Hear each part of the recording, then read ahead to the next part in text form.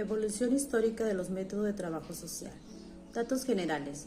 Trabajo social como profesión tuvo su origen en el siglo XIX. El movimiento empezó principalmente en los Estados Unidos e Inglaterra. Después del final del feudalismo, los pobres fueron vistos como una amenaza directa a la orden social. Por lo tanto, el Estado formó y organizó un sistema de ayuda para auxiliarlos. Este método consiste en la clasificación y capacitación de pequeños grupos mediante algunos procedimientos básicos que involucren una dinámica grupal, como talleres, cursos, reuniones comunitarias o colectivas, entre otros. Objetivo. La intervención en el trabajo social es atendida como la acción organizada y desarrollada por los trabajadores sociales con las personas, grupos y comunidades. Sus objetivos están orientados a superar los obstáculos que imposibilitan avanzar en el desarrollo humano y en la mejora de la calidad de vida de la ciudadanía, ayudar al desarrollo de las relaciones humanas saludables y fomentar los cambios sociales que permitan a las personas tener una mejor calidad de vida. Los métodos del trabajo social no se hace referencia a los métodos en general, ni al método científico en particular, sino al método profesional. Con esta expresión se alude a las formas de actuación que tiene como fin la obtención de determinados resultados prácticos, la modificación de casos o situaciones reales. El problema metodológico en el ámbito de las profesiones se refiere fundamentalmente a la orden que debe seguir en las operaciones y procedimientos lógicos y prácticos para obtener los resultados de modificación de situaciones reales. Pero los métodos profesionales no nacen de manera espontánea ni se elaboran repentinamente. Son el resultado de un proceso. El ayudar a la gente durante siglos fue una acción social espontánea. Se fue tecnificado hasta transformarse en una profesión. Y al constituirse como profesión, los procedimientos se formalizaron dando lugar a los métodos de actuación. Los diferentes métodos de trabajo social también son parte de un proceso, y dentro de ese proceso se han ido configurando los llamados métodos clásicos, caso, grupo y comunidad. Hasta la segunda década del siglo XX, se puede decir que el trabajo social se encontraba en una etapa preprofesional. Como es común con otras profesiones, existían algunos procedimientos de actuación que, de una manera poco formalizada, se habían ido elaborando a través de experiencias sucesivas. Papel del trabajador social en el caso social individual. El rol del trabajador social, o si se quiere decir con más precisión, su presencia personal, juega un papel fundamental dentro del proceso metodológico. Resulta evidente que por la naturaleza misma del método de caso, las relaciones interpersonales tienen una importancia central. Es esencial que el trabajador social en su relación con las personas que recurren a él sepa construir un clima de libertad para la expresión personal y para una mejor exploración, indagación y estudio del caso a tratar. Estas relaciones interpersonales se pueden definir en los términos rogerianos como una forma de consideración positiva y que en el lenguaje de muchos trabajadores sociales se expresa en términos de calidez humana. Dicho todo lo anterior sobre el desempeño profesional en cuanto a las relaciones interpersonales en el método de caso social individual, cabe preguntar cuáles son los roles profesionales desempeñados en la utilización de este método. Teniendo en cuenta lo que se hace, señalamos algunos. Receptor de problemas, cumpliendo a veces un simple labor de registro administrativo, orientador para que la gente busque resolver sus propios problemas, gestor como intermediario entre los usuarios y la institución, proveedor de servicios, consejeros y en algunos casos hasta terapeuta. Modelos de trabajo social de caso. Haciendo un balance sintético de la evolución histórica del trabajo social de caso hasta la actualidad, podemos afirmar que en el transcurso de su historia, sobre todo en aquellos países en donde tienen una más larga tradición, se han ido elaborando diversos modelos para la práctica. En la formulación de estos modelos para la práctica del trabajo social con casos individuales y familiares se ha percibido, sobre todo en América, la dificultad tanto de orientarse de modo correcto entre los diversos planteamientos de las ciencias sociales como de definir el objeto principal de análisis y de intervención el individuo, el ambiente social o ambos.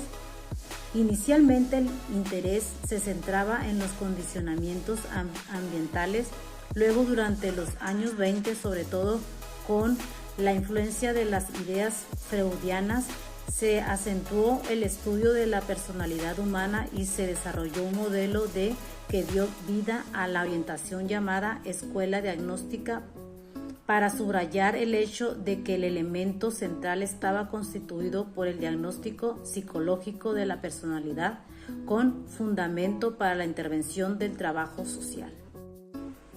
Posteriormente, los modelos operativos del trabajo social que se han desarrollado han mostrado un mayor interés por los aspectos psicosociales de la personalidad y por los aspectos estructurales que sobre ella influyen, especialmente en la relación que se crea con la entidad existencial y sus agentes profesionales. Este impulso hacia la elaboración de estos diversos modelos operativos del trabajo social han venido en parte de la crisis económica de los años 30 y de las consecuencias que tuvo sobre la elaboración de proyectos asistenciales públicos y privados realizados precisamente a través de identidades asistenciales. Filosofía y valores éticos del trabajo social. La precariedad y la exclusión social en la que vive una parte importante de la población mundial ha obligado al trabajador social a profundizar en aspectos éticos relacionados con la justicia social y el derecho a la igualdad. Los valores éticos de esta profesión han ido evolucionando desde los principios religiosos a los de justicia, igualdad y solidaridad. Según el Código Deontológico, los trabajadores sociales contribuyen al desarrollo humano por su adición a los siguientes principios. Toda persona tiene un valor único. Toda persona tiene derecho a su realización personal siempre que no obstaculice a otros. Toda sociedad debe asegurar al máximo bienestar a sus miembros. Los trabajadores sociales deben poner su experiencia al servicio de los individuos. Los trabajadores sociales deben aportar la mejor ayuda a consejos sin discriminación. El trabajo social intentará en su actuación ofrecer de una forma profesional y competente un bien social, respetar los intereses del usuario, respetar los intereses de la comunidad, conciliar los intereses individuales con los comunitarios, respetar los intereses y objetivos de la institución donde trabaja.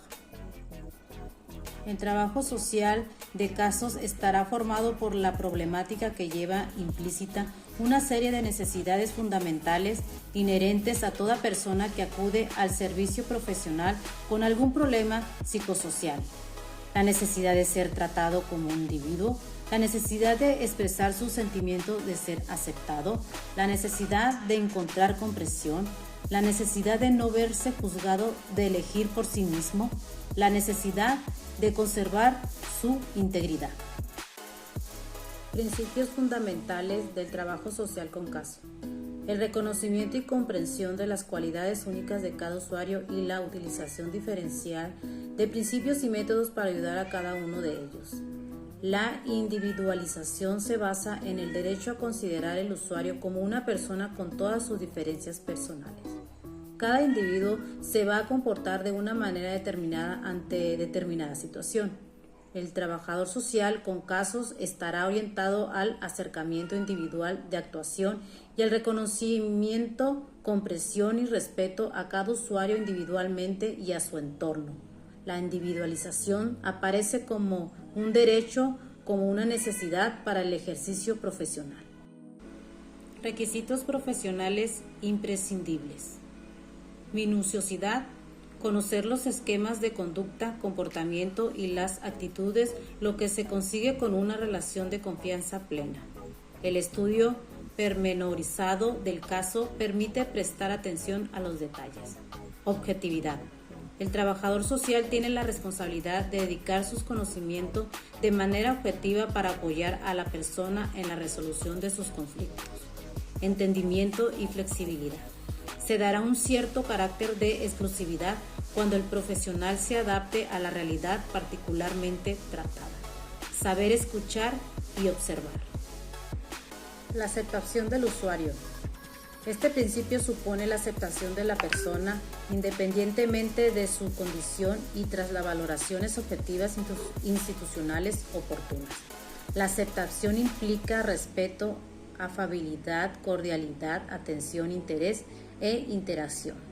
Las características que debe reunir el trabajador social para desempeñar este principio: mostrarse receptivo e interesado por la información que facilita el usuario, diferenciar las necesidades del usuario y las del profesional, potenciar el progreso de la persona y su capacidad para ayudarse a sí mismo, ser capaces de aceptar las peculiaridades individuales y personales del usuario.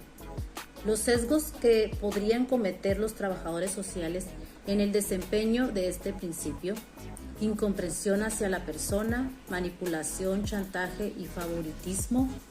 Justificaciones: el trabajador social no debe identificarse con el usuario. Confidencialidad: el usuario ha confiado en el trabajo social, se ha sincerado con él y debe conservar este privilegio mediante el uso de la confidencialidad. Esta se constituye como un deber del trabajador social con casos y un derecho del usuario. El acceso y empleo de esta información quedará restringida al ámbito profesional. La confidencialidad se extiende al plano verbal y escrito. Si se consulta a otra institución, se deberá pedir el consentimiento al cliente para el traspaso de información y deberá registrarse en los informes el material preciso y esencial para la prestación de ese servicio. El servicio social de casos individuales en las escuelas, el taller, el hospital, el tribunal. Las fluctuaciones violentas que se producen entre las épocas en las que existe una gran escasez de mano de obra y aquellas en las que existe una gran escasez de trabajo provienen de causas sobre las cuales las instituciones sociales del país no tienen nada que ver. Estas se dan cuenta de ello y las obras que han contribuido más a atenuar los desastres causados por los años de crisis son también las que con más existencia han solicitado medidas preventivas de parte del gobierno y de la industria. Cuando la gente se enferma podemos curarla.